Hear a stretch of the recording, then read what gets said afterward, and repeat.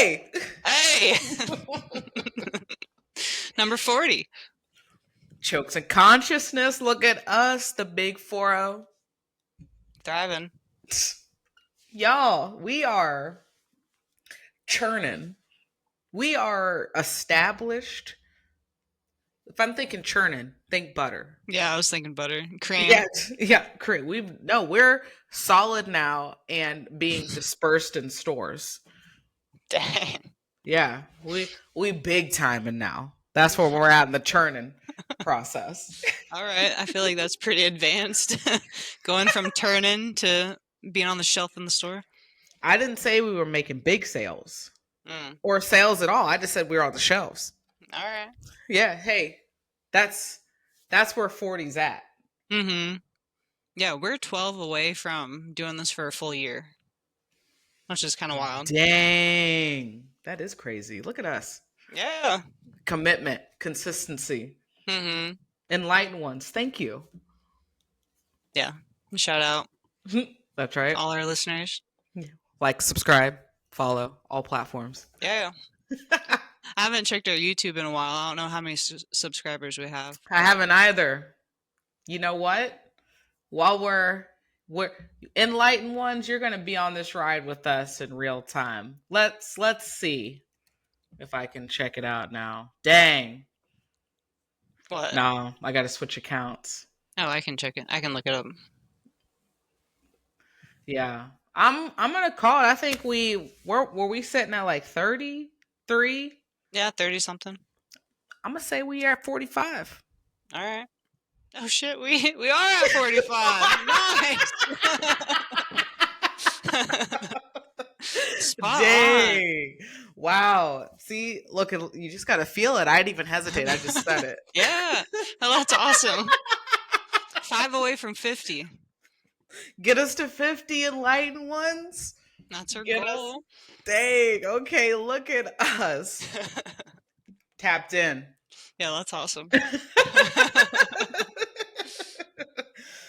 Hey, we just witnessed it. It is what it is. So don't hesitate, enlightened ones. When you get the feeling, follow your intuition. Just like that. Mm-hmm. Yeah, it's usually pretty spot on. Or yours is. Tapped in. And then when I deviate and I don't trust, some bad shit happens. I know. You regret it. You're like, I should have listened to myself. Every time. Mm-hmm. But like my grandma says, she has a saying. She goes, a hard head makes a soft ass. You're like, what? It's one of those old school sayings, all right? Mm-hmm. Facts.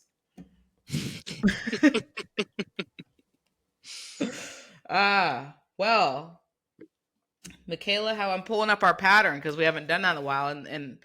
In celebration of our 40th, we'll see where we're at, Michaela and I, in our spiritual pattern right now. What's been stirring up in the universe. But while I'm doing that, Michaela, how you been since we've seen each other on the pod? Oh, I've been pretty good. I've been training more and lifting more and just getting back in a routine. Yeah. I'm eating a lot of protein now.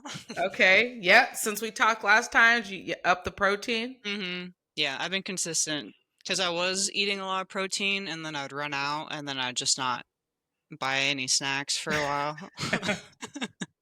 So I'd eat a lot of protein and then I'd get skinny again and then I'd eat a lot of protein and then it was just that was happening a lot. So now I'm being more consistent and I'm going to the store and getting food when I need it. You know what I was thinking about? And maybe I'll pick it up tomorrow. And Emily would be like, I've been telling you. I need to make some protein balls. Oh, yeah. That's what you need. Yeah, protein balls. But it's like, it's got to be, I got to have oats in it, but like not too many oats. You're too picky for protein balls. Well, I like the one they're at, I know, honestly, I know it's terrible. But the ones that they have at, where is it at? Grounded Coffee. It's right behind Sunflower. Their protein balls, those are good. I like those. They got oats in them. Chocolate. Let me get oats, but chocolate chips. I think that's what I need. I can't just not have. Don't put raisins in there. Ew. But like chocolate chips, like that texture with the oats, I'm good. Yeah. Yeah, I love those. We make pretty good ones whenever we make them. Yeah. But we'd eat them so quick. I So know, we because they're stopped like making them. chips. Yeah. You're just supposed to eat one or two, I Yeah, guess. we doubled the recipe and then we quadrupled the recipe because we were eating so many. Damn. I mean, they slap you. Get some flax seeds in there. Mm-hmm. Yeah, some nice honey, some Mm. vanilla. Yeah. Yeah, I'm gonna see what's up tomorrow. Maybe I'll go to Sprouts. Not have any run-ins. Go pick up some stuff for protein balls. Mm-hmm. Yeah. Hey, fat bombs. Emily and I were talking about that too. Like trying to get on the, because you need a little sugar hit. That's not sugar. Mm-hmm. Yeah, what's that? But What's so fat like bomb? fat bombs, it was like the keto thing, but not on, like, I'm not on keto, but I'm saying it was a keto snack. So it's like cream cheese. You can put protein in there, chocolate chips, peanut butter, vanilla, right? And then you like put them in the fridge. It's like a protein ball, but with cream cheese and without the oats. All right. But it's a dessert. That's why the cream cheese is. Oh, Yeah. I got you. And butter. Mm-hmm. Or the peanut butter ones are real good, where it's like you use like it's less sugar.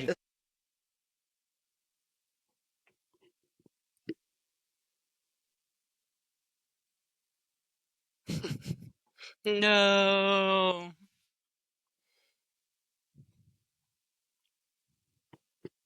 I'm back. Hey. I'm back. Oh, okay. Mm-hmm. There we go. Sorry, in light ones. Okay, I was in. Damn, you just can't tell that story I without a little know. glitch. Oh, it's just telling me a new recording created. I know. All right. I know. I'm telling the story now. Now I'm determined. So you peanut butter and then almond flour. It's a no bake fat bomb bar. All But right. with peanut butter and almond flour as the cream cheese, and then on the top you melt dark chocolate. Dang. All right. I'm gonna send you this shit. Okay. Just say if you like I like a little treat, but you can't get crazy. So right now I got these like fruit, no sugar, outshine popsicles. Flame. Yeah, those are pretty good. Yeah, right now I'm just eating a Gatorade protein bar when I'm feeling a sugar hit at night because it's basically a candy bar but protein. Yeah. Hold up. Echo on. You were sounding odd. My headset. But anywho, snacks, protein, pump up. You said you're back in the weight room too? Mm-hmm. Yeah. Yeah, I haven't lifted for a while. What's a while? I mean, since like hurting my knee, and then this past month I haven't really done a whole lot. So I haven't consistently lifted for like 2 months. Yeah. So I just started last week since I'm on my new schedule now. So be able to keep that up, just lifting 3 times a week. Yeah.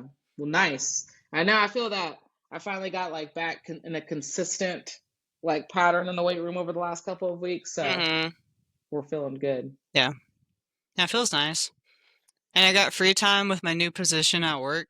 So I've been like stretching and doing stuff on the clock. Okay, that's right. As you should, because you're constantly sitting down, right? Right? Or yeah. Yeah. So I walk laps because it's a huge building. So I can just walk laps, or I'll go like do stuff in the bathroom, like stretch Are and you stuff. shadow box? Yeah. Yeah, there's a huge mirror in one of the bathrooms with a lot of space. So I just go in there and shadow box, or I'll do like squats or lunges or whatever. Nice. I mean, I'm on the clock. Might as well. Why not? Get paid to It's work my out. time. Hey, my work's done. What are you gonna say? Right? Yeah. You're right. Hey, Exactly. That makes me happy for you. Thank you. All right. Okay, I got our pattern up. Since we're talking about our 40th, Michaela and I haven't talked to you in a while. Happy June. Yeah. Happy Pride. Yeah. Yeah. And I think what we have 2 weeks or 3 weeks before official summer season Something like that. hits. Yeah. So seasons are transitioning, and this spring is still hitting heavy because as we speak right now, as Michaela and I record, it is off and on rain with tornadoes, not close, but close. Yeah, wasn't there a tornado warning in Kansas City? Yeah, I think one touchdown Oh, near really? Arrowhead. Oh, I didn't know that. Yeah. Dang. I know Emily was in her bathtub with Kitty. Oh. She said it passed, but it's off and on. I was like, dang. Yeah. And the season. Yeah. I'm glad we updated everybody with what to do when a tornado's coming. Don't find a bike rack with a belt. Yeah, go in your basement. Basement, hallway, bathtub. Those are your best bets. Yeah, we are getting a ton of rain though, which is kind of crazy. My backyard's like flooding a little bit for the first time ever. Dang. Yeah. It's like at some point we're going to be like, dang, we need more rain. So right now, I guess, the river's going to be probably popping. Yeah, probably. After today. So, all right, got us out here feeling like Washington. Yeah. Cloudy. Gray. I went to the grocery store and everybody was just zombie-like. Like low energy. Just like, I don't know. It was just a weird feeling. A gloomy, rainy Tuesday. Yeah. You know what this reminds me of? Like this, like these kinds of rainy, like not all rainy days, but these kinds of rainy days take me back to elementary school when we had to have an indoor recess. Yeah. Like, this is lame. Yeah, I hated that too. I don't want to play a board game. Yeah, I don't even remember what we did when we had to go inside. Yeah, it was just games or art. Honestly, I know this shit. When I had really gotten into, I think it was third grade. It was third or fourth grade. We had like these headsets where you could like listen to, basically it was audiobooks. But we had something where it's like a series, like ghost series. So it was like a kid version of like just multiple like campfire ghost stories. I liked listening to those. Yeah, that's pretty cool. Just sitting there, little 15-minute, 10-minute recesses. That's so short. Was it just you listening to the audiobook? Yeah. Just you sitting in the corner listening to something scary. Makes sense now, Yeah. It is crazy. They only give you like 15, 20 minutes of recess for the whole entire day. That's insane for kids. I know. Well, I remember, we had two. We would have like our first recess would be 10 minutes, which would be like right after lunch. And then we'd have a 15-minute one like 2 hours after, like an hour before we were supposed to be let out of school. We'd have like a 15-minute one just to round out the last 2 hours. The 15 one, man, that felt like 30 minutes. Kid-wise, 15 minutes. Now I'm like, that's 30 seconds. Yeah, I don't remember what I did in middle school. But did you have recess in middle school? Yeah, we did. I just don't remember the time span. Dang. We stopped having recess in 5th or 6th grade. Once I went to middle school, we stopped recess. Oh. Yeah, I don't know. I don't remember what we did. Yeah. I can't go back that far. Yeah, we were just K through 5. I remember in 5th grade, I was like dreading. I was like, dang, next year I'm not going to have any more recess. This is like, I was grieving, I think. Because I mean, that's soccer, man. Yeah, that soccer. was that was it. Yeah. Yeah, I love soccer. That was the first sport I played was soccer with the boys. All the girls Yep. are playing horse. Right? Foursquare. Now, don't get me wrong. I can play Foursquare and tetherball with the best Mm-hmm. of them, but now I'm trying to get on the soccer team. Yeah. Yeah. I want to cross up some little boys, have them feel some type of way. Yeah. I mean, that's where, that was a lot of confidence like development on the soccer field as young bucks. Mm-hmm. Just I running could as see fast as you can. I know I could see you schooling some little boys. Mm-hmm. Mikhail's not playing fair. And you were like probably hella like taller than all of them too. Yeah, that didn't happen till like fourth or fifth grade. Mm. I was normal up until fourth grade. All right, all right. What position did you like to play, or did it like you? Honest elementary school, I guess it really didn't matter. Mm-mm. In elementary school, you were just running. Everybody was a center. I feel like everybody Yeah. was a midfielder. Mm-hmm. Everybody was just running around. Yeah, Yeah. I always tried scoring, but my aim sucked, so I missed almost every single time. I had so Dang, many chances to score, but I'd get nervous and then miss. dang, the anxiety hits you, Mm-hmm. and then you shank it. Yeah. I feel that, but you got there Mm-hmm. I was several fast. times. I could do it. I just couldn't score. Dang, Yeah.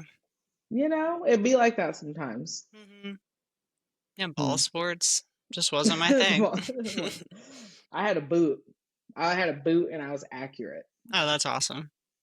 Like it would, like my grandpa would be like, because I played indoor soccer, like Oh, nice. outside of that, like I was an indoor soccer. I wasn't an Mm-hmm. outdoors outside of elementary school soccer player. Man, he's like the kids would just like part ways, like when Yeah. I mean, because they saw me like light up like the YMCA leagues. Man, I hit so many kids in the face.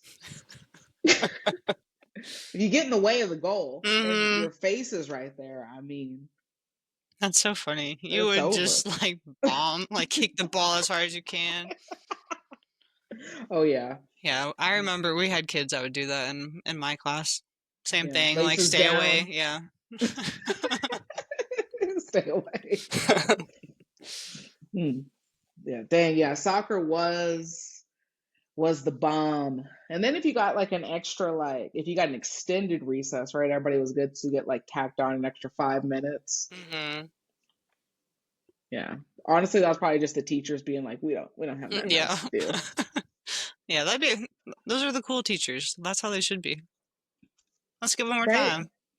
Don't you want me to run around and be Hmm. joyous? Yeah, did you ever have to walk laps if you ever got in trouble in middle school? Or like in school at all? Like, did you ever have to walk I'm laps? trying to think. I was like, no, Dang. no, we don't. I remember that. Our whole class would get in trouble and then we wouldn't be able to have recess. We would have to walk the fence. Dang. Yeah, that's shitty. They would just like take individual people's reasons, or not, and they would take our time away. That's what it would be. So honestly, when I think about it as an adult, at least they kept y'all active, Hmm. right? They just, if we were bad or if we like, right, they would take time away from our recess, and we would just have to sit there Yeah, in that our sucks. seats. Yeah. So after you just fed us these animal crackers, you just want us to sit here.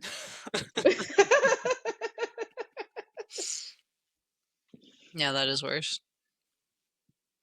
But I don't know. Maybe it was torture though. I mean, you're still getting like, you're still being active, but it was like now Now you get you're to basically mad. touch the grass. Yeah. Yeah, yeah. I just remember being mad and just walking. I don't remember if we were able to talk to each other or not. I just remember we had to walk. Lame. That was pretty lame. Something tells me you probably weren't allowed to talk to each I don't other. think so. I don't remember what we did. Like I think our whole class just got in trouble a lot. We were pretty ornery, but I mean, it was a Catholic school, you know. Well,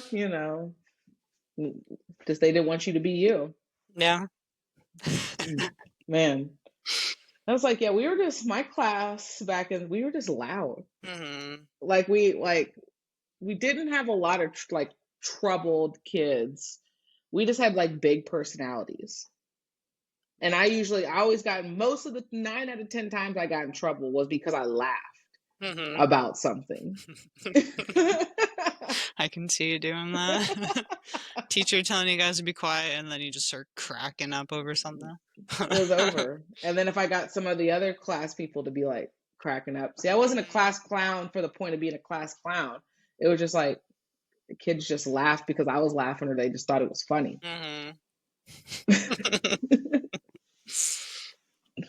Back in the day. Well, fast forward to 40 episodes. Yeah. Okay, here we are as far as a lens. Let's see my vault. I'm looking up my friends, going to Michaela.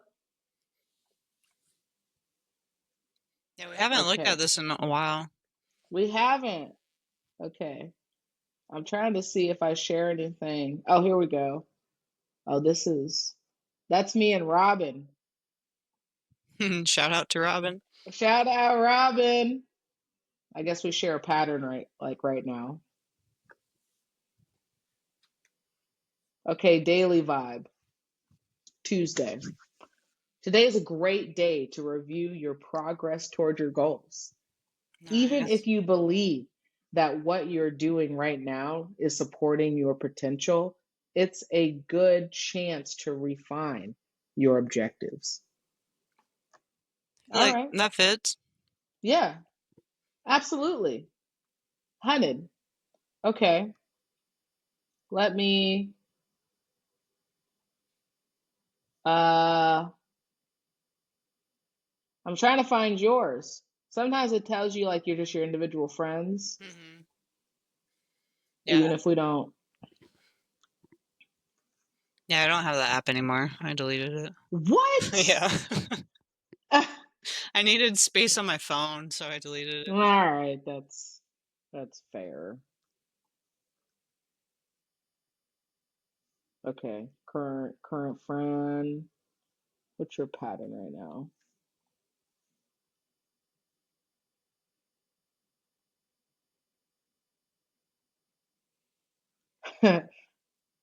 Well, that's your summary. I don't know if we need all that. Okay.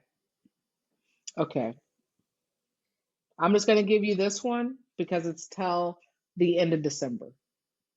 April 1st of this year through December 17th of this year, reflection and evolution is your impact. All right. So summary. Michaela's in an incredible period of growth and change. Sweet. This energy is here to help her let go of behaviors that are no longer supporting her. The intention is to point out where she's overly relying on the side of her that is restless and looking to escape, or to reveal where she's perhaps misaligned and has lost her purpose or direction. This may or may not be comfortable depending on Michaela's circumstances. If she has a healthy relationship with these parts of her, this could be a time of meaningful growth. If during this period she feels inhibited from being spontaneous or going on adventures, she can know that her way of doing things is being altered intentionally. If Michaela's been compulsively looking for excitement outside of herself or neglecting her practical responsibilities, then this could be a challenging time. This is also more likely if she's had difficult letting go of the side of her that is so attached to her truth that she doesn't let in other viewpoints or is impractical. Michaela's being forced to be present and encouraged to embrace other sides of her personality. This is a moment for her to let go of any beliefs or behaviors that aren't serving her so she can clear space for something new. All right, sweet. I think that's 100% accurate for you. Mm-hmm. Yeah, that's weird. You feel red. You feel red right now, don't you? Yeah, a little bit. That's all right. Yeah. No, it's a good thing, right? Mm-hmm. It's already like you've already been in the season. Mm-hmm. Yeah, it's just right. reaffirming that. Mm-hmm. Good shit coming. That's right. So 40, we continue to evolve we're in the stores on the shelves. Now it's about how do we get distributed while we're on the shelves in our 40 era. I don't know. I got to think about I don't that. know. I don't know either. It was just, I just threw it out there. It could be literal or metaphoric. I don't know. It's just out there just to be out there. It's like room temperature butter, since we were talking about churning, right? If it melts, it melts, but it's soft. Because it's there. All right. I like our sequoias better than butter. Well, yeah, we still have our sequoias. I'm just saying that just letting it, not letting it burn. We're letting it do its thing. All right. Yeah. Our sequoias right now, honestly, the frame of the sequoias are really coming in. I think our height is still the same, but like we're getting bushier. All right. Yeah, we're getting stronger. Our branches are probably getting thicker. Yeah. Stronger. Yeah, exactly. Our roots are probably growing and deeper, and I don't know. Yeah. Honestly, we can support a family of squirrels right now. Nice. Yeah, we're sturdy. They can grow, maybe they can store. Please don't, but they could store some nuts. In our trees. Yeah, in our trees at this point. Because we have that kind of sturdiness now, that kind of, Yeah. bushiness. Yeah. They're almost a year old. That's wild. We're resourceful now. Yeah, our trees are soaking up all this rain. That's right. Oh, dang, look at that. Little sun. Yeah, a little sun came out. Okay, well. Right on time. So, enlightened ones, Michaela, happy 40th. Thanks, Deja. Happy 40th. Thanks. We're doing awesome. Yeah, we are. All right. Well, as far as the week has gone and everything, and Michaela and I said, getting back into lifting, getting back into a different, or an old routine or new routine or whatever, preparing for upcoming seasons. And overall, I'm feeling all right these days right now. So I'm going to embrace it and go from there. Nice. Yeah. Do you finally feel like you're free from graduating and everything? Like, I do. You feel the stress has lifted from all that? Yeah, from that, yes. Because I've had time. I think that's still, I think I've come to terms with that whole unravel and process of like sitting with that is going to be like a multitude of months, I think, or weeks. Not that it comes in waves or anything, but it's like the slow acknowledgement of like, yeah, I did that. Oh yeah, it's done. Done. And so now it's not necessarily shifting focus, but it's kind of like, okay, now what does that look like to try to start to use that said degree now and try to find, and because that's its own process. It's annoying. Yeah. Yep. You'll figure it out. I am. That's it. Figuring it out. Like I said, still seeing the peeps, still gonna be seeing the peeps. So that doesn't change, but we just add on. But it's nice to put all of that to rest and sit with it. I do think that my body has been, outside of getting back in, lifting more, stretching more, it's eating better. The body's feeling better, but I also think maybe some of that stress being lifted up a little bit has also helped. Yeah, that's awesome. Yeah, we're getting ready and focused for Vegas. Ready. Yeah. Shout out back to Robin, because I think this is Robin's coming back out for Vegas, right? I think that's what we talked about last night when we were going through the comps. We have a big crew for Branson. Yeah, that's gonna be fun. Decent crew for Vegas, which it might be like not as many people as Branson, but as far as like the ladies, I think Danielle was also, obviously Nikki is our, like maybe, I don't know, was Nikki on? Like, I don't know. I think I have to look at that. Yeah, I can't remember. So Taylor, maybe not. Yeah, I think Taylor and Aiden, Mm-hmm. maybe. I'm not 100%. No, we got a big crew going from our gym. That'll be fun. Yep. So preparing, feeling good. We're rocking and rolling. All right. Want to get to this content? Yeah. All right. Well,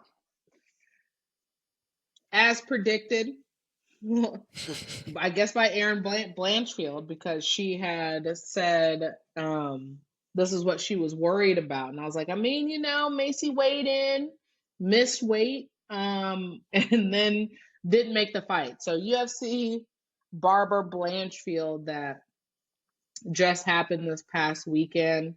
We didn't actually get the main event, people. Yeah, it was kind of sad. Watching the whole card and then waiting and then realizing, oh, we're not getting the main fight. Yep. So you want to explain to the people, well, what we think we know, what's out there. We don't fully know what happened. I mean, they said that Macy had a seizure, but did she have a seizure minutes before the fight? Because they didn't cancel it till literally minutes before they were supposed to walk out. Yeah. So that's weird. Like, either you're not feeling okay and you know that you shouldn't be fighting, or like, I don't, like, you need to be honest. Like, if you can't Right. compete, tell them the morning of instead of waiting until minutes before you're supposed to go out there and fight. But I was reading some people are like, well, was she just having an anxiety attack, you know? Was it actually a seizure or was she just freaking out? Yeah, which, you know, can induce a seizure. Yeah. So she may or may not she may have actually did have a seizure, while it's about maybe, so we have empathy for that. And not a but. And it's like, okay, well, what were some of the potential factors that maybe led up to that? And that's where we have Erin Blanchfield came in understandably disappointed, understandably upset, Mm-hmm. um, came out hot in her response. So I'm gonna pull that up.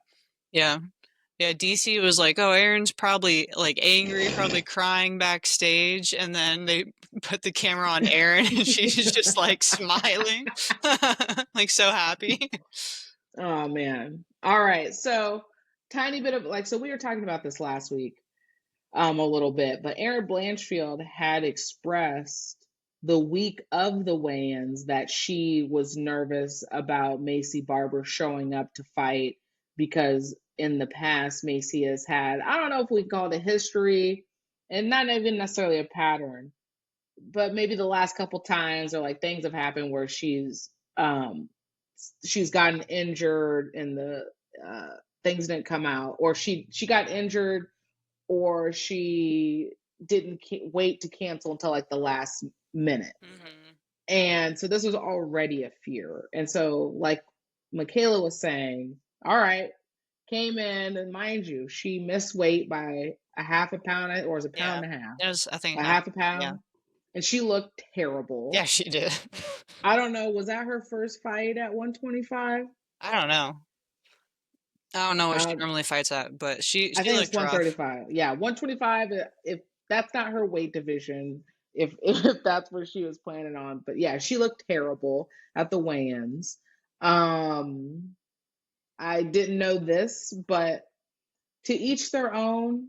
There's no shade here, and for women, it's already difficult for us to, when it comes to weight management and things like that, just because how we hold water, like, our cycle, like, things like that.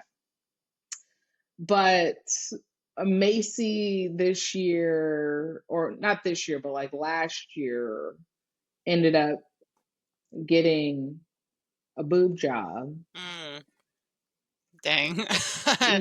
So when your chest naturally would lose weight as Mm-hmm. you're losing weight, that's not going to happen. Dang, how much do you think those weighed? Half a I pound? don't. You think that was her I half a mean, pound? honest, maybe. that could very well could if that was her half a pound, then you could say each one was a quarter of a pound, like a quarter pound, which I think is very accurate depending on what she went up to. Yeah. It didn't look like anything crazy, Hmm. and you still have to factor that in. So that also happened, and I, honestly, I mean, I'm not going to be a hater. Wish the best for Macy. 100% hope you recover all of that. And I've never been a fan of Maycee Barber. So with that said, yeah. She's always annoyed me. She's always come out and done like just said wild stuff. Like she was gonna be the youngest champ. She was the next Ronda Rousey, all this. And I'm Oh, like, really? I didn't yeah, know she that. was out here big talking. And then the Happy Warrior came and whooped that ass. And you thought she would have been humble, but no. Yeah, she was real disrespectful, and then Happy Warrior put it on her. Yeah. That's crazy. Like being a fighter and then getting a boob job, knowing you're going to get punched. Yeah, That's crazy like to just me. you just like wait after your career. Yeah, and wait till it's over. You'll be older. You'll probably appreciate it more than now. Yeah, because I think something's like they could pop. Like, Yeah. what if something Ugh. happened, and then you're gonna have a whole other kind of situation. Yeah, I don't know. Joanna did the same thing. Yeah, Yeah, that's wild. But I don't know. I get it. Like being an athlete and working out a lot, like you lose what you have, But I don't know. I just think yeah, that's bad timing. right. That's just not, especially when you're. I mean, because your career is so based off of like weight management, Yeah. so yeah. So she's just had a lot going on. It's been talking stuff. So Erin response was, so this is on MMAfighting.com. So Erin Blanchfield pulled no punches with her feelings toward Maycee Barber after their main event fight at UFC Vegas 107 was canceled just seconds before they were scheduled to walk to the octagon. So she expressed disappointment post fight after she already accepted the fight despite Barber missing weight on Friday. And she said she needs to look at another division. Blanchfield said about Barber, she needs to fix her life. No, dang. She needs to just fix herself. I think she's a complete mess in every aspect of her entire Yeah, life. that's wild. But she's not done. I've never even had any other opponents miss weight before or act the way she does. It's pretty crazy, especially at this level. You expect all athletes to be professional. So it's pretty wild. And then they asked if they would, she moving forward with her career with hopes to draw a new opponent. She goes, no, I would not want to book another fight with her.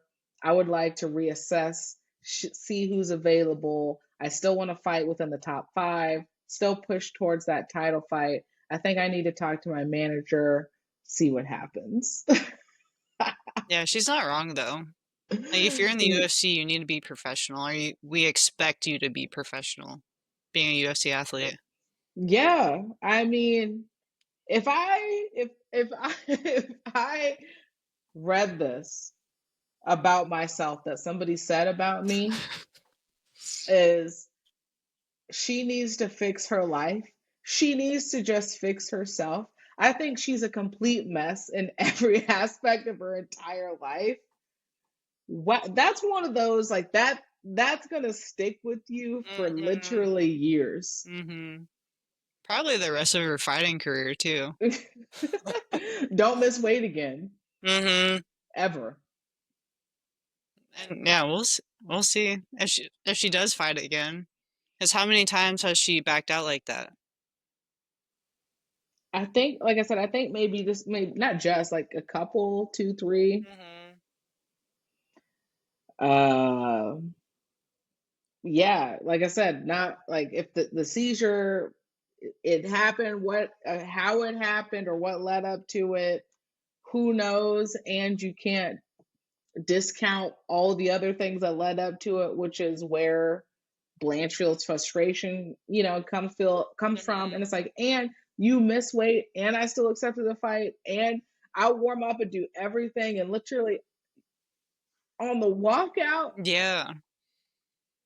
Yeah, just the amount of time that you have to put in to prepare for that is crazy, and then to have it canceled in seconds before it's Right. supposed to happen.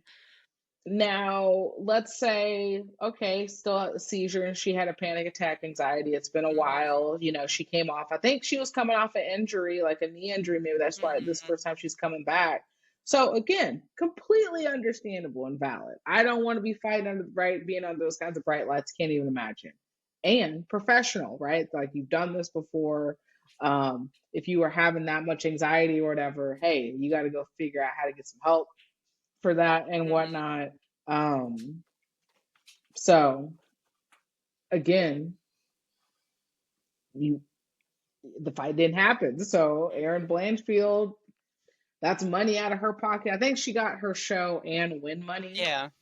But still, like, had she beat Macy, I think that would have been an automatic title shot for her. Yeah. She was happy though. It was funny.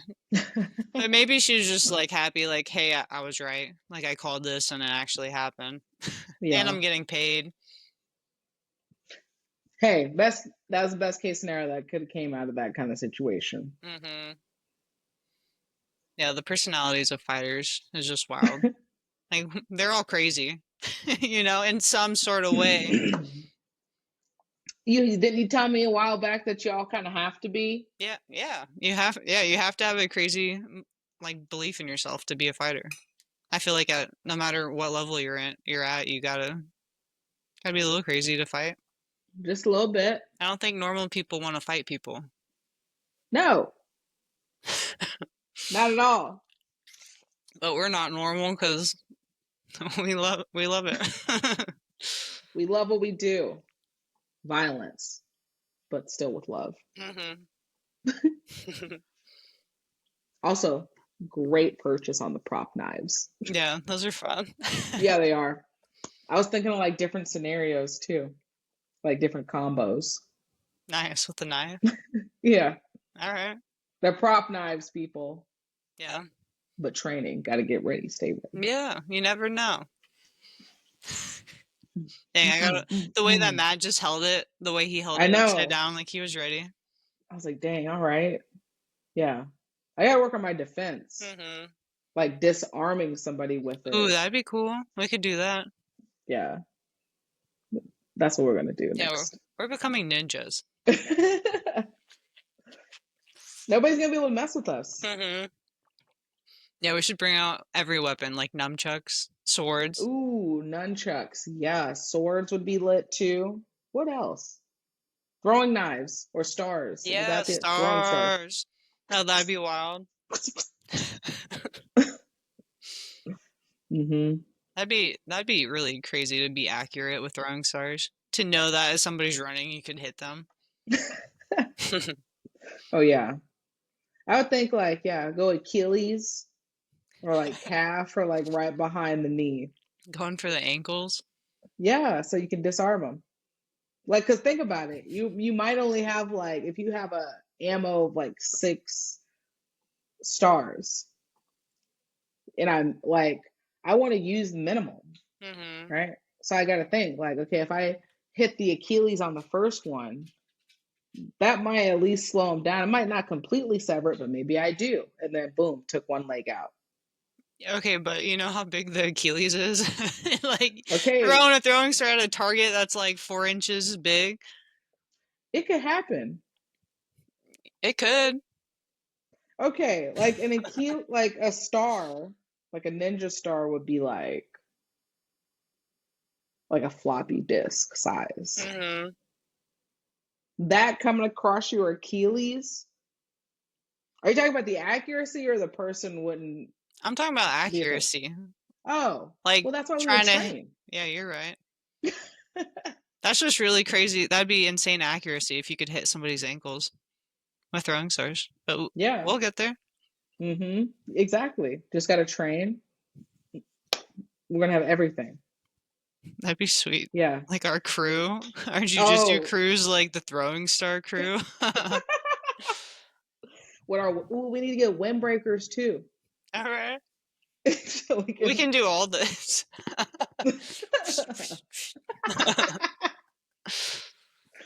Hell yeah. And then we're gonna get our break dancing stuff up so we can like our Dang. forward rolls into it. Like Yeah. ooh, hatchet. Gonna hatchet. Yeah. Throw that in there too. Nice. Yeah, we need to go do that axe throwing to see where we're at. Or just buy hatchets and take them I out got a from there. hatchet. I just need to sharpen it. All right. I've been working on it over the years, just Nice. randomly. Yeah, took out a pumpkin. Just randomly.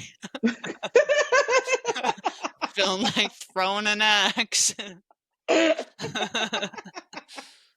It does. It'd be like that though. Yeah. We're gonna be good at everything. Just wait. Honestly, we're one with nature. That's being one with nature too. People want to rely on this technology. Yeah, you're right. Keep it old school. Yeah. Gotta be ready for the end of the world. Or when the power goes out, when the internet goes down. What are you gonna do when you can't link in anymore? Think about it. Yeah. That's why we're training. Exactly. Feeling pretty good. Feeling pretty good about where we're at with that. Yeah, me too. All right. Speaking of training, okay. Update Fiona and Adele. Controversial decision. Yeah. Yeah, I've been reading about that, just other people's opinions on like Reddit about that. And I don't know, everybody has a different opinion because just the way they scored that match was based, or like they had it a certain way they were supposed to rank it with submission attempts was supposed to be like the highest in their scoring, but like they gave it to Fiona who had 0 submission attempts. But she was aggressive and she was trying to pass like most of the match, so I don't know. Right, and that's the thing. And it's kind of like, well, depending on the rule set then, she still should have lost. Right, and she didn't agree with the decision. Yeah, anyway. she was upset with it. Yeah, it's not like she was like, yeah, okay, cool. And if we're looking at it as practitioners and we don't have a certain rule set. So if we throw that rule set out as like you get so many points for submission attempts, that is a fair debate because if I throw out that rule set and I'm just looking at it as practitioner, I would still edge it to Adele just because of the submission, not points. I'm not doing points wise, but the point of it is it's not a fight. And that's what we're talking about. Like there's a difference. Yeah. Like we'll get on like the spectator versus practitioner. Like, is this a spectator sport or more practitioner? Because it's not a fight, it's jiu-jitsu or submission grappling. And if you're imitating that, so for MMA scoring, it's you win the round based off of obviously accumulation of what happened in the round, but also like towards the end, sometimes somebody can steal a round potentially, maybe if they hurt somebody or if they were close to finishing the fight at the end of that round. Because if there was no time limits and the person had you in a choke, even if you were winning that round and you almost went to sleep, the bell just saved you. Well, that has to account for something. And Adele went for that submission attempt and didn't finish it, but you could argue did do damage. Yeah. And I know we couldn't hear it when we were watching it, but it looked terrible and it looked painful and didn't know that her leg also popped several times. Yeah. Yeah. And Fiona was just like, oh, my ankle's just cracked. Which maybe, but also, I don't know, could have been a bad pop. Yeah. I don't know. But yeah, so like I said, yeah, even if I throw the rule set out and I'm just looking at it, I would still give it to Adele just for that specific match. But I think it's a fair, like, I don't know. either or passer or guard player who necessarily has the edge with that, right? Because you said Fionn, she was pressuring, she was trying to pass and what, but she couldn't necessarily do anything, nor was she falling back to go for legs either, right? Or even like getting up to pass standing and things like that. You know, at some points and then would come back down. And Adele, she was I wouldn't necessarily, she wasn't maintaining guard and just to maintain guard, but she was going for submissions. And was she going for sweeps? Like, was at some point, was she trying to come up and advantage, or was she just trying to play in her guard? And even if she was just trying to play in her guard, because of the submission attempts, it still wouldn't have been safe for, like, that's why Fionn wasn't passing. So it's hard, right? If you look at it, I'm like, I don't know who's winning. If you throw out that submission, Yeah. it's, they both have an advantage. Yeah. Like, they're tied pretty much. You know, like, I wish there was something they could have done, like sudden death, or I don't know. That's a new rule set that I haven't really been following. Yeah. I'm not sure. But But I don't think they should. I think they do need time limits though. Like, it shouldn't just be able to go on forever, like, to whoever can finish with the sub. But Fiona's saying like her cardio is better, so if they would have had 5 rounds, she thinks she could have done more. Which I don't know. But like, what if we had 5 rounds of the same thing, of Fiona just trying to pass and Adele just playing guard? Like, that could have happened too. yeah. Well, okay, so then you get into, I forgot where I read this. Maybe it was on Reddit. But like, I mean, I think it was on Reddit, where people are like, there's this push, obviously pay and things like that for jujitsu submission grappling to be more of a, to gear it more towards action oriented, to be a spectator sport, to bring in audience, bring in money. And then, you know, I saw somebody had commented, they're like, well, you know, when are people just going to face it that like it's just not a spectator sport. It's a Yeah. practitioner sport. There's not going to be that kind of excitement. And I was like, they're not wrong, but then I think if you take out the mindset of it having to imitate a fight, even if it's a practitioner sport, it can still be a spectator sport and practitioner, right? Because it's like, I'm not sitting there watching taekwondo tournaments or whatever, but they still have taekwondo tournaments and it's still, they have some association, there's still a sport. Like, so it's not going to be like boxing. It's not going to be MMA. It's even college wrestling. It's it's not going to be those things. Yeah. I don't know. Yeah, I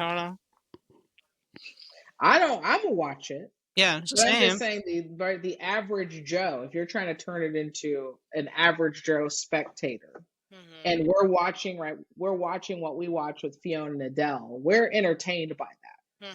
But the average person that has no idea what's going on, that's not entertaining to Yeah. them. Yeah, you're right. Yeah, Right? I don't know. So I think, I mean, and then I guess, and then that's when you get into this next thing, maybe, with this Fiona and Craig Jones controversy that's going on right now. Now I'm pulling it up, but do you have any background info on that? I just know Craig Jones was talking shit on Fionn for signing a UFC contract, because now she's limited on what she can do and where she can compete, and I don't know. He's just been talking trash on athletes who sign contracts. Yeah. So he has, I got her up. So she says, and this was a couple of days ago, June 1st. And this is on MMAmania.com. Fionn Davies, uninterested in CJI2. She says they had to be bullied to add women. And so she says, quote, my stance is going to come as a female athlete. And if you look at CJI, they don't have a women's division. I think they're now being bullied into putting a women's division on. I have no desire to beg people for a place on a card anymore. I used to do it. Please help me. Please, please, please. I don't want to do that anymore, Davies added. I just got put as the main event on the biggest platform. I'm not begging for a spot anymore. If there's a CJI women's division, I'd love to be a part of it. But to be honest, I would much rather fight for a belt with the UFC. If that's a possibility, I would love to do it. A 135 pound would be phenomenal. The dream, maybe in London. I wish CJI the best. I was really, really glad to be part of it. I think it made huge waves, and there's no questioning it was an amazing event. I wish them the best. But unless there's a women's division, I'm not interested, and I'm happy with my UFC contract.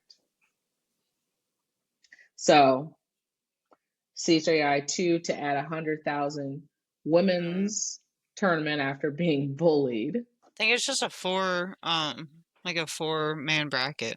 I think it's just going to be 4 athletes. Right. Which is kind of lame. Like, why can't you find more female athletes who are ready to compete? Mm-hmm. Like, you could definitely get 8, 16, whatever. 1,000%. Or I'm make trying it to find. match the men's bracket. Because don't they have like 6 different teams signed up to compete? Is that what they're doing this Yeah, year? yeah, I think so. Mm-hmm. So, okay, so he said, and this was 2 days before she had said what she said. So his response, May 29th, and this is on bjjdoc.com. Craig Jones calls out Fiona Davies for wanting equal opportunities for women in BJJ, yet signing an exclusive contract. In a recent episode of On Borrowed Time, grappling superstar Craig Jones addressed the growing demand for women's divisions in his CJI events. During the interview, Jones responded to fans asking about the absence of women's divisions in his tournaments. He explained the financial realities of organizing such events, noting that he personally takes on the financial risk. It's quote, it's very difficult. Like if we're taking loans, you take a loan from a bank. They want to know what you're going to do with that money. They want to know it's basically a solid business plan. I'm not getting government grants for this where we're going to be able to pay back that loan or it's on my head. I would suggest that if there's a woman out there that feels confident that she can take a loan against her personal assets and put on a 16-woman division and is confident that she can, through the sale of tickets and sponsorships, make that money back, then maybe we could talk and you can put your money where your mouth is. In a more pointed comment, Jones appeared to reference Fiona Davies without naming her directly, suggesting that certain athletes are prioritizing personal gain over the advancement of women's BJJ as a whole. Quote, we do have things in the works for women. We are being held back by competitors in the field that might potentially be blocking certain athletes from participating in our event, especially certain athletes that do have quite a powerful women's agenda in the sport that might have simply thought about themselves and their contract, not what's better for the female athlete population as a whole. So there's some shade. Mm-hmm. Yeah, Fiona's done more for female athletes than Craig has done. Yeah. I mean, one could argue, right? I know, I think he says some funny things and some problematic things, but one could argue that he's feeling salty and petty and that you're like, so how was her coming to your event? Like, give me the argument out. Yes, if they knew Fiona's signed up, maybe you'll get more women, right?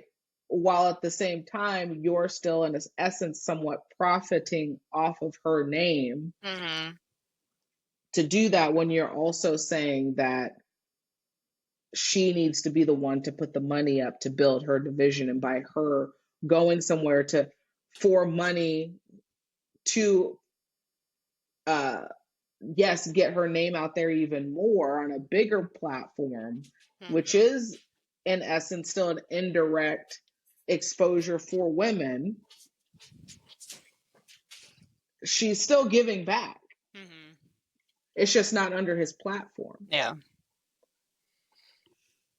Yeah. I just think that's annoying for him to say. Yeah. Like put a like a full women's division. Like you're offering, isn't he still offering 100,000 for the, or Mm-hmm. $1 million for the men's division? I Is think that so. Yeah. still? Mm-hmm. Yeah, that's crazy. Like $1 million. Mm-hmm. You Yeah. could use some of that to, 300,000, 400, yeah. not even half. I Do mean, even 300,000. 100,000's a lot for A women's quarter. jiu-jitsu. Right. Mm-hmm. And then see where that goes for the following year. Mm-hmm. Because what he did last year, I mean, you could even say was a mockery, like him doing Yeah, with that match with Gabby. Gabby Garcia. Mm-hmm. Yeah. Yeah. Yeah, I don't know how to feel about that. Like, it was Yeah. kind of funny, but then like he was just playing, like she was she was somewhat trying, like she was trying, but he was just Mm-hmm. playing with her, and I don't know, it's kind of I'm just, playing in her face. yeah. I guess we'll see what the development is on that. Mm-hmm. So, speaking of jits, Helena, Yeah. Black belt. black belt. Seems like yesterday she just got her blue, right? Yeah, she got her blue 2 years ago when she turned 16, and That's now she's crazy. 18 years old with a black belt. Wild. Mm-hmm. Yeah, she started when she was 8 years old. I didn't know that. I just Okay. listened to an interview with her and the Girls and Geese lady. I just watched like a podcast with them, and yeah, Helena says she started at 8 years old. Like, all right, so she's been training for like 10 years. Yeah. All right. Hey. All right. Get to see her Yeah. in black belt division now. So Mhm. sweet. Yeah, that's wild. Mm-hmm. All right. Um. Anything else on Fiona or Helena? No. Okay. Sweet. Well, Oh thought yeah. this was interesting. Thought we'd bring this back up. Um, but as a reminder, not just for the ladies, but especially for the ladies on the mats around and like the smaller people, choose your roles wisely. It's okay to say no. You got to communicate. Mhm. Don't feel obligated um, to roll with people. Really, anybody for that matter. If you don't want to roll, you're not comfortable. Maybe you just don't want to roll. Mhm. No, it can be complete sentence, and you can be like, no, thank you. No one should press you on that, unless joking around. But just affirm that. Mhm. Yeah, have you been like pressured into rolling with someone? I mean, in fun, like fun Mhm. wise, I'm Yeah. not like, nope, shut up, go roll. I'm like, all right, whatever, right? But Mhm. I wouldn't. No, not anymore. Well, not. I really don't. I think when I was in my younger, like lower belt stages, sometimes you almost you felt compelled if somebody um asked you to roll, not anything like bad or anything, right? You're just like, okay, yeah, I guess, but you really didn't want to. Yeah. Now I'm just like, yeah, no, I'm good. Mhm. And I'm gonna stand on that. Yeah. But I do know, yeah, when you're just not like that white belt, blue belt, you're just like, okay, yeah, sure. And I'm like, Mhm. dang, next thing I know, I'm under somebody I don't want to be under. Yeah. Um, Or they turn it up. right, exactly. Or move, they're just a spazzy person. I don't have Mhm. the energy to be dealing with that. Or maybe I just don't have the technique right to be dealing with that. Mhm. So know when to know, like know yourself, know when to say no, and that's okay. And also, again, like just having to be more vocal about what you're trying to get out of a role too. Mhm. Because as I was telling Michaela, this isn't just a negative thing. I was telling Michaela it could be a positive thing. Like shout out Ryan, Yeah. he's great, and um, I was telling him, like, I noticed on his passing and whatnot that not he was going easy, but there's sometimes where he could have dropped his weight on me a little more and he would have actually got the pass versus like being a little more hesitant and then allowing me to get my guard back. And so I was just vocal with him after our roll and I was like, hey, like don't go all the way over here, but like I'm okay if you want to drop your weight a little more so you can like actually like get the pass that you got fair and square. I'm bracing for it anyway. And like he just reiterated, like, yeah, I'm just mindful. I don't want to, I'm like, I hear you and I appreciate that, but I'm communicating with you. I'm okay. I'll let you know if I'm not.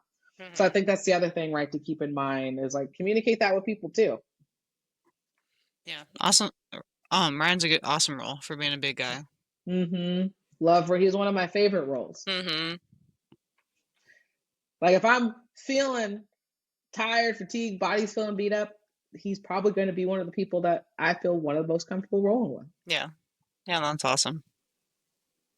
Because he is a big dude. Like how much does he weigh? Like 215 maybe? No. Yeah. Yeah, Just I don't bigger know. frame, you know, Yeah. just a bigger frame kind of dude. But yeah. So you just gotta talk. Didn't you say like, yeah, lower belts too? They get let us know. And Yeah. we most of the time we don't necessarily need to know, but because we can assess that too. Yeah. I've noticed I was taking it pretty easy on a few newer white belts. And I was told like, hey, you can be more aggressive with me. Like you don't have to roll so light or so soft. So that's good feedback too, because Yep. like I don't want to turn it up too much, you know. Right. Like it is, I don't know. It's not hard knowing, but for someone who's coming back from an injury, I don't want to overdo it. But it's nice being told like, hey, you can go a little harder. Yeah, but right, and like you said, of like you don't know, and so it's like, especially if you're coming off of an injury, I'm definitely not going. Like, I'm gonna even ask you, is it okay for me to like touch that Yeah. spot or something, right? And that is also like putting a lot of trust on your like me putting a lot of trust in you to communicate. You know yourself, and you're gonna let me know too. Yeah, communication. Yeah, it's great.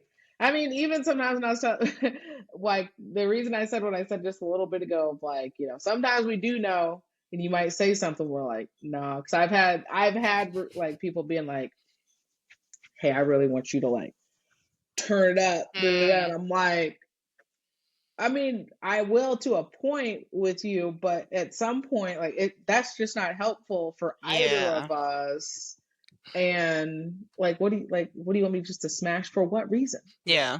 Yeah, and I get what you're like, I know what you're talking about. 'Cause, yeah, we have had some new white belts who are like, "I wanna be smashed, like, I want you to go hard on me, I wanna take it all," because they just don't know. They think they're in a fight or whatever, and they just don't understand, but I'm talking about the people that are more aware. Yeah, They're like, "Hey, turn it exactly. up a little bit more." We appreciate that feedback. Yeah, the other feedback is like, sit No. down. I literally said that to somebody who said that, like, Sit down. just like turn. I was just like, no. Yeah, they don't know. Well, I think sometimes in like those kinds of people, like in their mind, they're like, oh yeah, this whatever colored belt, like put it on me, and like they tapped me this many times, and like I survived. Of like, it's almost like in the same sense of like somebody's like, could I take a punch? So punch me, and it's like, no, Yeah, you're right. pointless. Yeah, those people are funny. They are. All right. So yeah, communicate, use your words. It's a great thing. Yeah, I told somebody no this morning. Yeah, Yeah, just gotta do yeah, it. yeah. We're good. No harm, no foul, right? It's like I'm not being mean. It's like I don't have anything against you. I'm good. Yeah. Um. Okay. Well, getting to our next UFC event that's coming up this weekend. The UFC Marab and O'Malley. What is it? 3-8, 316. And co-main will be Juliana Pena and Kayla Yeah. Harrison. Yeah, I'm excited to see what happens. Nothing might happen, but we'll see. I predict, like I said, guaranteed not fight of the night. But check it out. We'll definitely check it out. You know, Who are you predicting on? I don't know. I was just thinking about that. Like, I think Kayla's gonna win, but Juliana's crazy, and she might have that dog. Her dog might come out, and she might Hey, push through.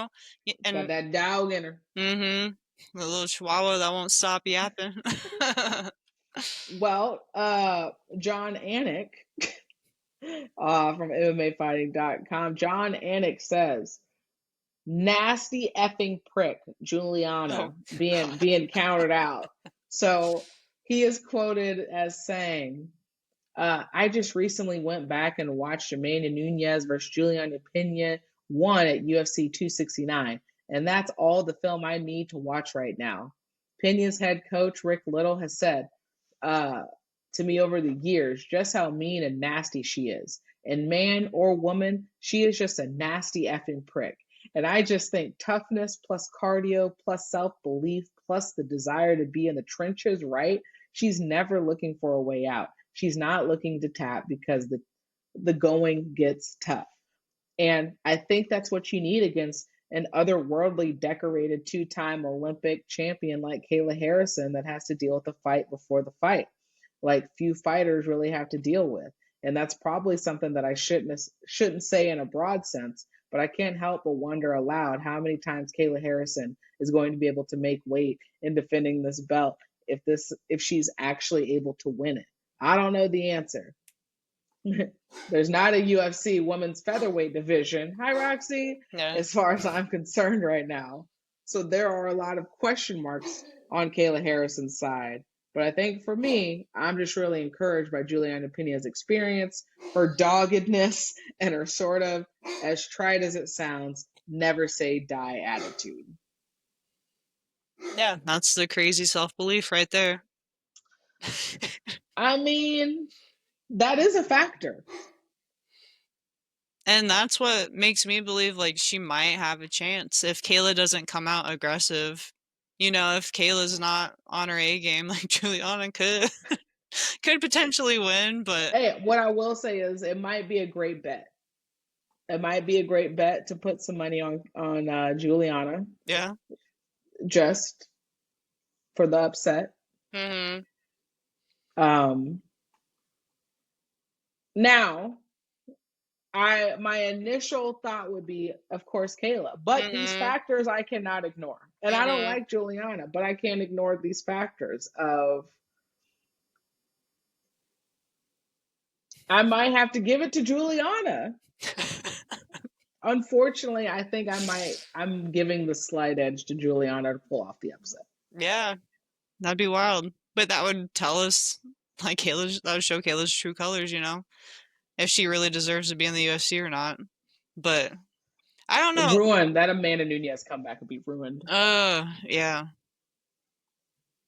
That's just sad to know that, like, Juliana's the champ right now. We'll see. Yeah, I guess. Would you pick Juliana or are you going Kayla?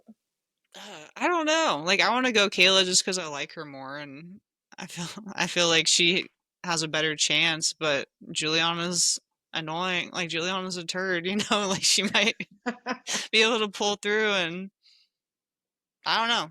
She's smart, and she is right. Like, they're doing 5-minute rounds, and this is is this the first time that Kayla's dropping down to that weight, or is this the first time she's doing 5-minute rounds at that weight? Because Juliana keeps repeating that, and she is right. I think this might be the first time she is doing 5 because did she fight Raquel Pennington? Kayla? Because I don't know. Yeah, because I don't know if Kayla's headlined. Because if she's headlined a fight card, then she has at least been booked for a 5-rounder. But if not, then I don't think so. just been well, then yeah. Okay, Juliana. Yeah, she keeps saying that too. Like, she keeps repeating the same thing, and I mean, she's not wrong. That's the one factor that she's right on. I think this will be the first time Kayla's doing that, and we'll see. I don't know what Kayla's walking around at right now. I don't know. She's still like recently 160s, you know, upper 160s. That would be a tough weight cut, but if she's slimmed down, she might be all right. I don't know if you can slim that down. Like, she was all muscle. Yeah, you know what I mean? Like, she's just like built. I don't know. We'll see. I guess we will. So those are our predictions for that. I think that, and I think as far as the main event, I think Marab retains his title. Mm-hmm. Yeah, Sean O'Malley's been putting in work though. He's cut He out has. all his bad habits, and he's been really focused on this fight. So we'll see what he looks like. Well, and he had surgery, or he had a torn labrum, something, or or hip. I don't know. There was something major going on with him that he shouldn't have even taken the first fight. But the second fight, I think, is going to look a lot different. But I think Merab might edge it out. Yeah, we'll see. All right, Juliana with that Dow Ginner.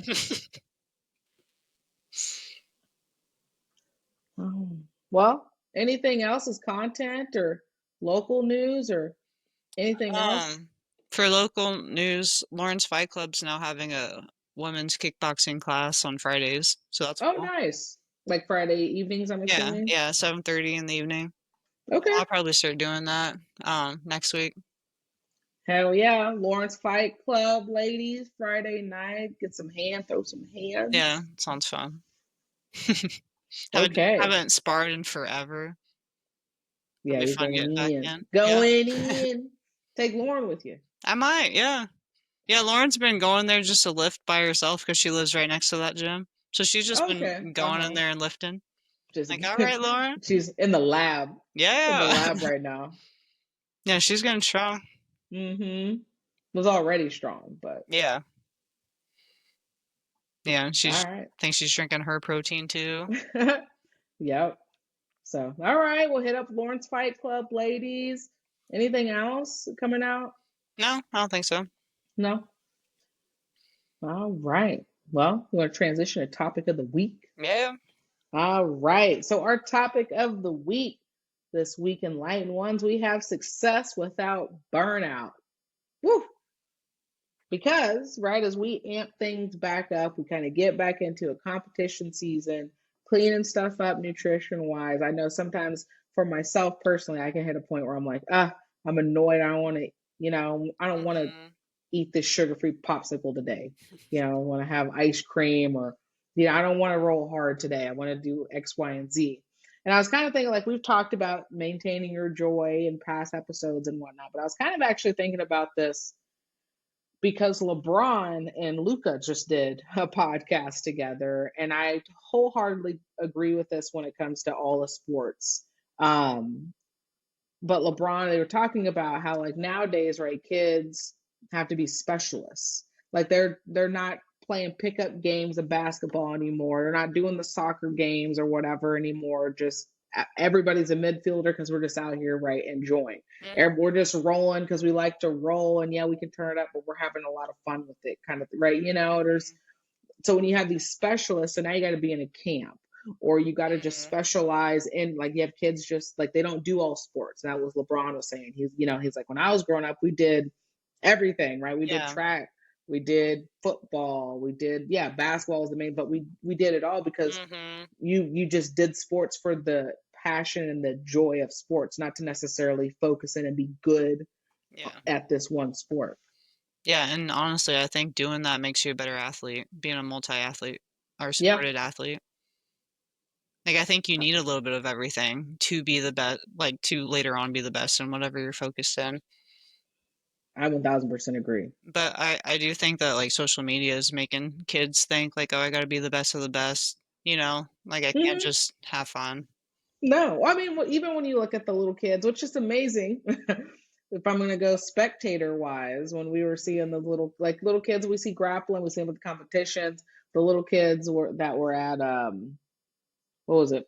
Not Fight to Win, but Blue Corner, right, last year. And it was like, they're wildly talented, but that's what they do. They either travel and do that, right? That's their main. I highly doubt they probably are in any other sport, maybe school, wrestling, like, okay. But I don't know. It's just like, that is probably going to serve them in their longevity in said sport. But it's also the joy, the joy that comes from, like you said, one, you become a better athlete when you're doing multiple sports. You learn to move your body in different ways, awareness, you learn to work with teams or other people, right, in different ways. But it's also like that joy. Like you really just enjoy like competing. And it's not competing as like an ego kind of thing. It's like just having fun with the competition and all things that I feel like kids that have that hyper focus, they miss out on. Yeah. Yeah, and I think it's an ego thing for the parents for, like, Mm. some of the young kids that are traveling to go do tournaments. There was one kid at, Kansas City at the AGF. He was, I don't know, maybe 10 or 12 years old, but he had a mullet, and he was wearing, like, some sort of, like, coon hide or something around his neck, and I think his dad was in, like, fancy boots and just, like, mean mugging people, you know? It's weird to see that, like, you're pushing your kid to be a certain way to have, like, a big ego, and he's not Hmm. even 15 years old. That's wild. Yeah. And I just can't like how is that serving them through like when they get older? Mhm. Like, "Oh, my kid's gonna be the best of the best. Just And wait." then when they're not, right, they have a whole ass identity crisis. Mhm. "I don't wanna do that anymore, dad."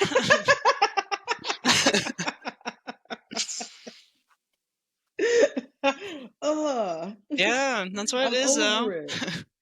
I just want to play my game, Dad. I just wanna play Fortnite. Man. And then Dad's just like, you're a disappointment. You ruined my Mhm. legacy. And that poor kid, the rest of his life feels like a disappointment, like, "Oh, my dad's never gonna be satisfied." Or love me, right? Mhm. You can come and see me. Job security, baby. Thank you. Dr. Deja. That's right. I got you. But yeah, I think, and I had actually, like, going back to it, and not just because I see it, because you see jujitsu becoming, obviously, it's becoming more popularized with the younger Mhm. generation and whatnot. And regardless whether or not it becomes a spectator sport or like the UFC or whatever, obviously, like there's money in it, there's popularity in it. Like you see Mhm. it as like the younger generation coming up, so it's getting there. It's just not there yet. Um, I've noticed that I called this a long time ago when I was talking about just athleticism. I was like, where's the athleticism of kids these days? I was like, like I remember going to the rec center and playing pickup games of basketball, or just playing 21, or you're outside Mhm. recess, you're playing soccer, you're playing tetherball, uh, foursquare, you're exposed to many different kinds of sports. And so you just like naturally like you just had kids, even if they weren't on the varsity or A team, or they were still as a natural athleticism. Mhm. And I've seen that be lost over the years. Mm. Yeah, that makes sense from just kids being on iPhones and playing video games and being indoors. Yeah, Dang, right. that's how we evolve into being aliens. We stop doing stuff outside. Oh, We lose dang. our athletic, like, all the athletes start dying out. Dang. Whoa. That's scary, but you might be right. Yeah, that's when Yeah. we turn into the Wall-E people, just sitting in our hover chairs, moving around, everything's just fed to us. Ew. Ew. Yeah, no. Man, I remember being outside, right? It's like you couldn't be inside. If I Mhm. was inside, I'd tell my grandma, I was like, I'm bored. She's like, be bored outside. So like Yeah. you better go outside, find something to do. So like I remember one of my favorite times of the year was fall. I mean, it still is. But Mhm. like fall, we would just be out there. We would be out there for days, or like not days, but hours with my uncles. All right, days. Child CPS. Um, my uncles who were pretty much like my brothers because there wasn't that much of an age gap, just playing 300. You ever play like with a football? You just throw in the football, you call Mm. out the number, oh, or just like running routes. Yeah. We're tackling in the leaves and stuff until it gets Mhm. dark outside. Then we got to go in. But it was just like you were just doing shit like that. Mhm. Yeah. Yeah, I lived out in the country, so we did a lot of stuff, like, we just would run through trees, like, walk through pastures, climb trees, we'd dig holes, we'd dig in the sand, like, make forts and stuff. We were Hmm. really active outside, but we didn't really have much to do inside, you know? Yeah, but that right, but think about it. That's also where you get your these experiences that you've had, like we're talking about, you just naturally go do stuff and like that's creativity. That's where you learn to be like this. That's a natural trial and error of what works and what doesn't work. Yeah. Just having fun. Oh, like played 21 as a kid. I played so many games of 21. Just create, I can throw the layup like this. Yeah. Something I have noticed recently is that there's like in my neighborhood, there's no kids outdoors doing anything. Like nobody's walking or riding bikes or just playing. Like it's rare to see kids outdoors playing, even during Halloween. Like I'm surprised. Like even Halloween, I living in Lawrence, I expected more kids to be out, but I don't know. Where's all the kids at? Where the kids? Where are the kids at? Yeah, it's tragic because I'm like, yeah, you got them in these clubs playing basketball or traveling with jiu-jitsu or these like gymnastics kind of stuff, but like I just want to see some regular old kids having some regular ass just running through the trees like you talk about. Yeah. Riding bikes, rollerblading. Where are these kids at? I don't know. Right? Maybe I don't know. Some of the enlightened ones, like who are parents, are like, "What do you mean my kid does that?" Yeah, we don't have kids, so like we really don't have a lot of room to talk. Yeah, we don't see no kids. But I mean, my neighbors have kids, and I pay attention to them. You know? Yeah, I don't know. It's just kind of, and then I feel like you are starting to see it. Like for example, men like NBA, they're sitting there still trying to figure out who's the face of the NBA. But when LeBron and Curry's time comes, right? And so, yeah, you have new stars up and coming, but they still don't have that star factor. And even in the draft, outside of this draft this year, nobody knew any of the people or the names from the draft the year before. Yeah. That is rare. Yeah, that's wild. We're losing our athleticism. Yeah, we're who's our superstars. Yeah. Dang. Europeans are tearing us up, though. Yeah. I'll tell you that. They are tearing us up. Dang. Yeah, it's probably just our culture. Like Americans are overweight and diabetic and lazy. Bam. Not wrong. Yeah, I think like over 60% of Americans are overweight. Tragic. Yeah. Everybody out here trying to find a weight plan. It's like, why? That shouldn't even be the conversation. Back to Ozempic. Just shoot up, everybody. Everybody can shoot up these days. You got a wedding to go to? Shoot up. Hey, real story. Wedding to go to. real story. You know what I mean? Yeah, I believe it. Yeah, I got to go sing karaoke next week. I got to take off a few pounds. Hit me with a shot. That's where we're at, people. So crazy. Our reality is strange. Like as a whole, just like how life is right now. I know. I'm just like, is this real? I'm trying to manifest something different. I keep waking up to this. It's all right. Yeah. I'm happy just doing jiu-jitsu and living my life. That's right. We'll see what happens. We already know what happens because our trees are continuing to evolve. So we know. Yes, we're in this reality, but we still know what's going to happen. Yeah. We know what we don't know, which means we know. Bam. Hit them with it. So get your kids involved in the activities, people. Okay. Want to see the children out here playing. Yeah, climb some trees. Please climb some trees, but not just for the kids, for the adults too. So we just stick it back to jits. Again, find your joy on the mats, right? Now, everything doesn't need to be competition like we talked about. You can still get some good training in and still, again, be playful and having fun.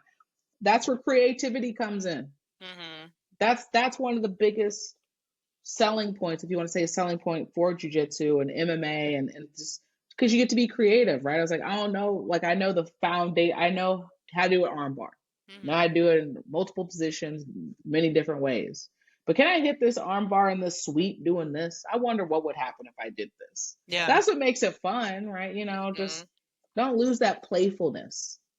Yeah, I had a moment yesterday where I had to stop after a roll and I was just like, I just did something really cool. Like, what did I just do? Like on accident, you know? But Like, oh shit. it's awesome when little things like that happen. But yeah, that's the creativity of jiu-jitsu, which is awesome. Mm-hmm. Yeah. So keep being a kid on the mats, people, basically. Yeah. Anything else on that? On success without burnout? No, just having Okay. fun. Yeah. I think Fiona mentioned that too because she had a weight cut for her last for that last match against Adele, and she said she doesn't want to do that anymore because that took the fun away from jiu-jitsu, Mm-hmm. which like makes sense. Yeah. I get it. Mm-hmm. Just hangry, annoyed. Let me eat this lack of salt cracker. Saltless crackers. That point, I should go to church. Just give me some juice with it. No, you never had to go to church as a kid, did you? No, I did. You did? There was a period in time where like I was my dad's mom. She had me in the Baptist Church, North Lawrence. Mm-hmm. You know when we went to go see Joe and his band? Mm-hmm.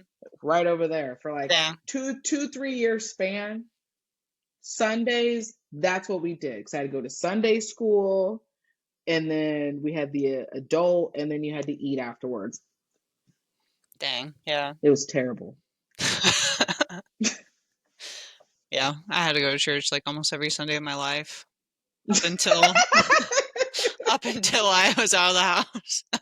He said, that was your life. Yeah. I'm just like, yeah, I just had a little 3 year span. You're like 0 to 18. I was in there. Mm-hmm.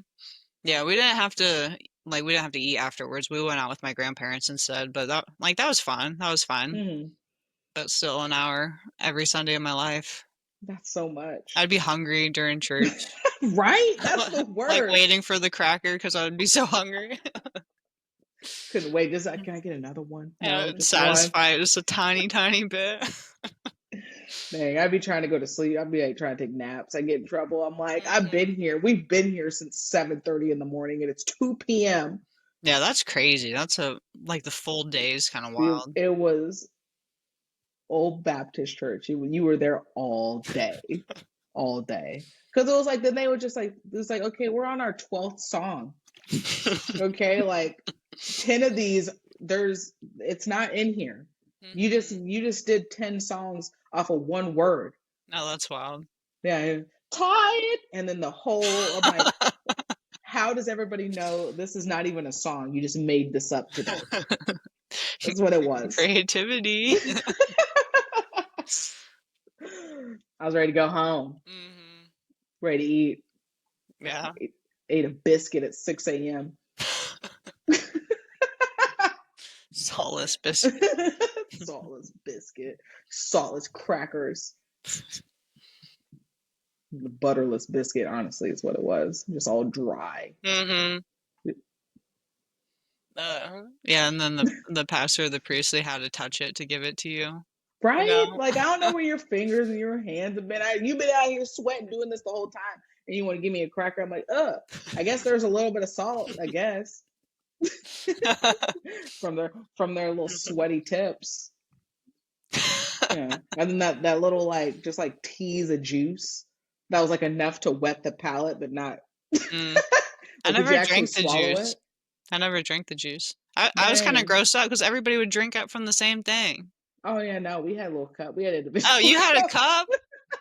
Oh, you had individual cups? Yeah. We just had one chalice. We had little shot glasses, I guess you could call them. Oh, that's cool. Yeah, everybody got the actual thing. Yeah, I thought it was gross. Absolutely, yes. I'd be getting in trouble. I'm like, I'm not drinking out of that. Yeah, how much backwash? I don't know what these people's lips have been. And it's a mix of all sorts of people. You know, like you got 90-year-olds drinking out of there. Out of that whole crowd, somebody somebody has a situation going on that I don't want anywhere near mine. Mm-hmm. Yeah, I don't blame you. I wouldn't do that either. Even though it was wine or whatever. Or actually, I don't even know if it was No, it was wine. grape Yeah, it was juice. grape juice. They just starve you so you can like appreciate the saltless cracker and the shot of grape juice and be like, oh, so nourished.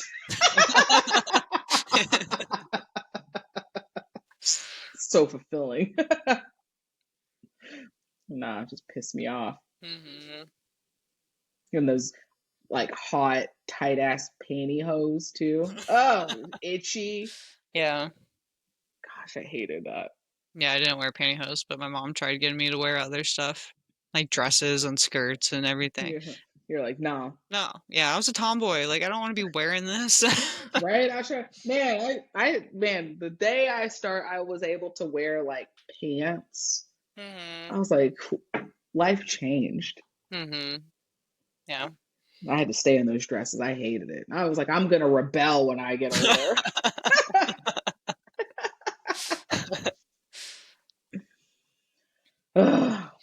Yeah, we're free now. We're adults. Yeah, we now. are. That's right. Free. 100%.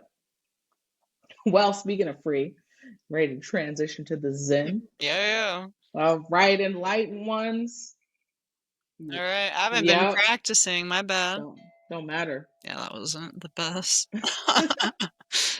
Gotta scoot over here. All right.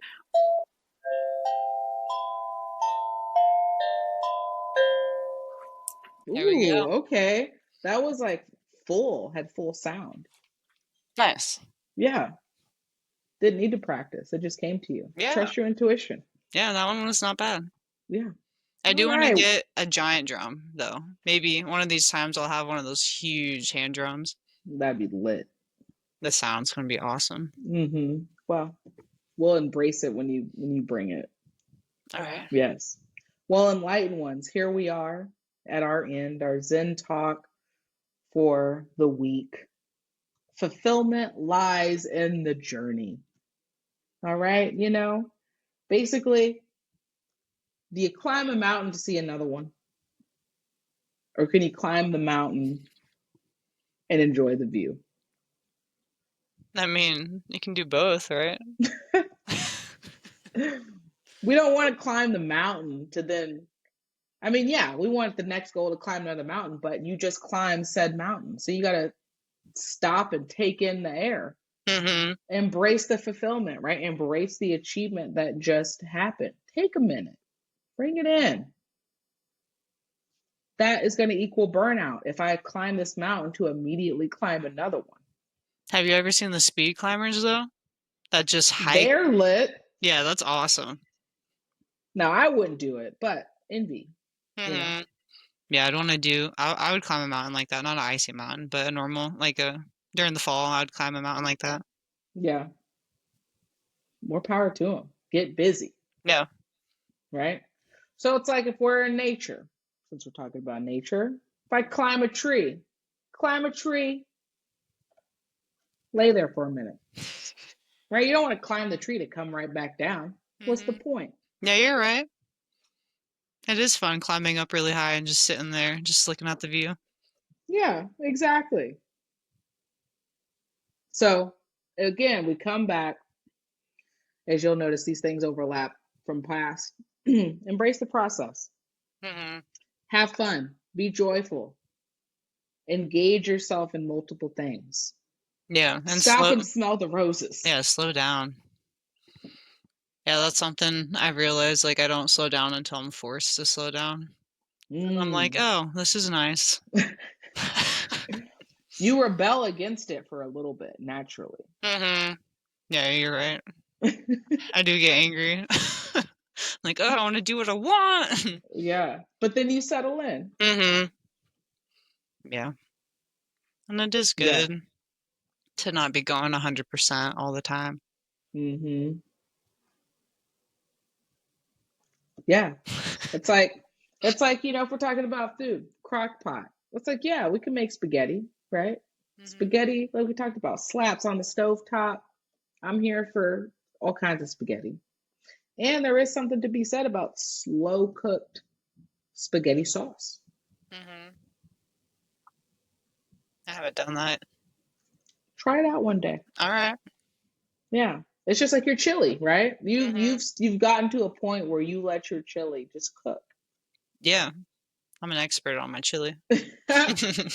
You can literally do the same thing with your spaghetti sauce. So next time you really get down for some spaghetti, it's super easy. I didn't think it was, but like making your own spaghetti sauce, it's not that difficult. All right. And then you just let it do its thing for like 6 hours. Okay. Yeah, I'll try that. Mm-hmm. And I think it's cheaper and you get a lot more. Mm-hmm. Nice. Yeah. I'm all about saving. Do you try those protein noodles? No, not yet.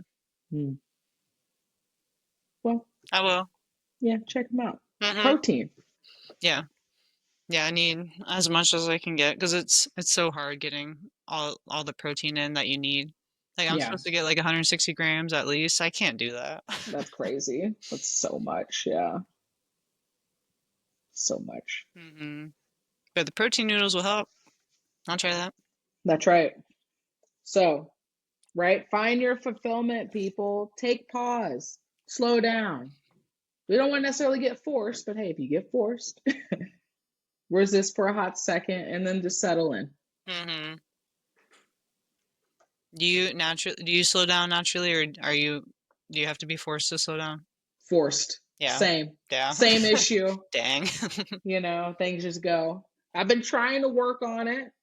I think it's a slow process, but it's still intentional. Mm-hmm. Just got to figure out, those areas where you can stop and slow it down. Well, I mean, hey, if I go back to jiu-jitsu, yes, by competition, but I've been more intentional and not actually slowing down like laziness, but like slowing down where I've been more playful and flowy, which is actually, I feel like has been elevating my game. Yeah, because that's when you become more creative, right? Exactly. Yeah, and it is fun. I love roles like that. That's like my favorite thing. Yeah, exactly. You're just like, yay! Mm-hmm. And you're like, well, didn't mean to do that, but here we are. Yeah. So let's try to get out of this. Or you do something cool and you're like, oh, what was that? I've done that a few different times recently, and I'm like, I'll never do that again. Or at least it's live. The body has downloaded it. So if I see it again somehow, maybe it'll happen. Yeah. Yeah, I had to stop and like download the whole thing. Like I had to stop and think about what did I just do, so I can try to do it again. That's what you got to do. So find your fulfillment out there, enlightened ones. Find your pause. Find your joy. Find your flow. Find your serenity. Yeah. All right. And find your creativeness. Boom. That's right. Don't forget that. Probably the most important, honestly. Mm-hmm. Be an artist. And you're your own artist. Mm-hmm. There's nobody else like you. You're right. Yeah. Facts. And I mean, I think I got a great quote for us in that. All right. Sweet. Yeah. So are you ready for our quote? I'm ready. All right, enlightened ones, here we go. Our quote for the week. Everyone has his own specific vocation or mission in life. Everyone must carry out a concrete assignment that demands fulfillment. Therein, he cannot be replaced, nor can his life be repeated. Thus, everyone's task is unique as his specific opportunity to implement it. Viktor E. Frankl. All right. Nice. Yeah. 2 times. 2 times. Repeat that. Hit you with a second one. Again, quote. Everyone has his own specific vocation or mission in life. Everyone must carry out a concrete assignment that demands fulfillment. Therein, he cannot be replaced, nor can his life be repeated. Thus, everyone's task is unique as his specific opportunity to implement it. Viktor E. Frankl. Yeah, I like that. Everybody's on their own journey. That's right. Don't compare. Be in your lane. Embrace your lane. Respect everybody else's lane. Mm-hmm. Yeah. I've been telling myself that a lot lately. Like, stay in your lane. That's right. It's a good reminder. Mm-hmm. You know? Yeah. Great insight, self-awareness. Mm-hmm. Stay in my lane. Yeah. Can't do everything out here. No, you can't. It's impossible. But we'll do a lot. Manifest. Yeah. Yeah, we are. All right. Well, I'm hearing some thunder, so same. hope so. I say before we get cut off, never know power wise. Yeah, I hope we don't lose power. Right. Well, seeing you tonight, Jits. I'll be at kids class, but not regular class. No, I'm gonna go get dinner with a friend. All right. Sweet. Yeah. Good for you. Yeah. Yeah, I know. Like, I want to go to class, but Not here. I'm not gonna come to class. I'll probably on Thursday. Dang. I know. I'll be in Thursday. Well, I'll see you tomorrow. All right. That works. Yeah. All right. Well, I might see you. I'll see you in passing. All right. Well, enlightened ones, hey, we appreciate you. Thanks for sticking with us. Let's get to our goal at 50. Yeah. Give us a like, give us a follow. Yeah. So, thanks for listening. Yeah. Happy 40th. Once again, this is Deja. This is Michaela. And we will see and talk to y'all next time.